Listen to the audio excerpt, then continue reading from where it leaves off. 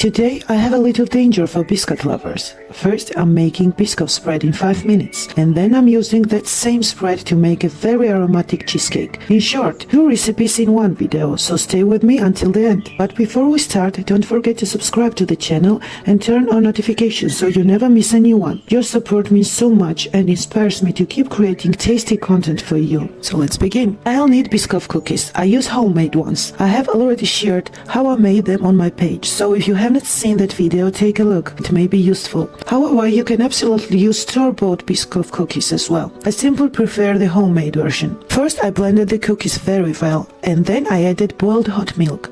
The consistency of the spread depends on the amount of milk, so you can adjust it as needed. I need a slightly thinner spread so that the cheesecake does not become too heavy, so I added a little more milk. Also, keep in mind that the spread thickens as it cools. Then I added brown sugar, a little spice, and room temperature butter. I blended everything well, and then Biscoff spread was ready. It can be safely stored in the refrigerator for up to 7 days. Now I'm making the cheesecake base. Again, I blended the Biscoff cookies, added a little sugar, and then added melted butter. I transferred the mixture into a baking pan, leveled it, and placed it in a preheated oven at 180 degrees Celsius, using top and bottom heat for 10 minutes. While the base was cooling, I prepared the cheesecake cream. I mixed the cream, cheese, and sugar well, without using a mixer. When making cheesecake, it is very important to incorporate as little air into the mixture as possible. That is why the best practice is to mix the ingredients gently, using silicone spatula or a hand whisk. This way the cream becomes smooth and uniform, and the surface will not crack during baking. Once the sugar had dissolved, I added the eggs in the 3 parts. Then I added the cream. I using high-fat cream, but for the cheesecake, 20% cream can also be used. Finally, I added the Biscoff spread and mixed everything well, until I had a smooth, uniform cream. Poured it into the baking pan and gently tapped it on the table once or twice to release the excess air. I placed it in a preheated oven using top and bottom heat at 160 degrees Celsius for 1 hour. Once the cheesecake was ready, I cooled it in the turned-off oven with the door slightly open, and then placed it in the refrigerator overnight to stabilize. On top of the chilled cheesecake, I poured Biscoff spread that I had warmed earlier over a steam pot